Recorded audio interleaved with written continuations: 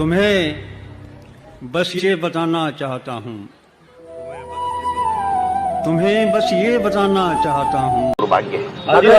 आदिवासी party के जो है विधायक ट्रैप हुए हैं, मामले को कैसे देखिए, उसमें दोनों बातें हैं। पहली बात तो ये बहुत ही स्टेडी वाला केस बन गया है। स्टेडी वाला इस मायने में बन गया है कि ये क्वेश्चन बहुत पहले लगाए हुए, क्वेश्चन का जवाब आ गया, सरकार ने उस क्वेश्चन के बाद में वहां पर कोई अवैध खनन नहीं माना, कोई कार्रवाई नहीं की, फिर भी कोई व्यक्ति 2.5 करोड़ देने को तैयार है, 10 करोड़ की बातें चल रही हैं जो डीजी महोदय कह रहे थे।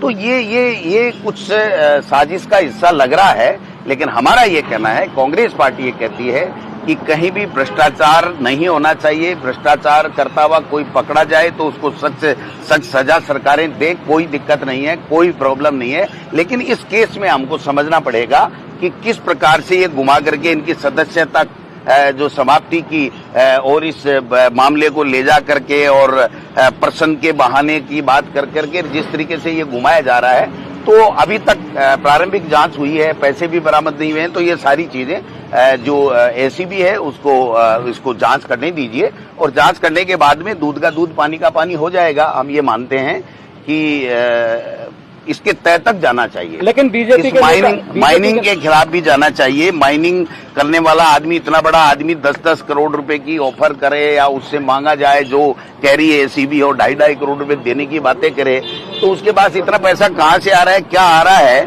और किस प्रकार से ये षड्यंत्र हुआ है या वास्तव में कोई भ्रष्टाचार हुआ है, ये सारी चीजें जांच का विषय है। इसलिए हम आज की तारीख में इतना ही कह सकते हैं कि जांच का हमको इंतजार करना चाहिए। लेकिन बीजेपी के नेता का ये कहना है कि कांग्रेस के नेता और कांग्रेस के विधायक घनश्याम मेहर ने ये सवाल लगवाए थे।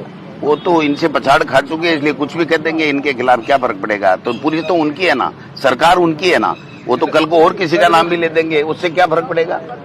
उसके कहने से कुछ नहीं होगा।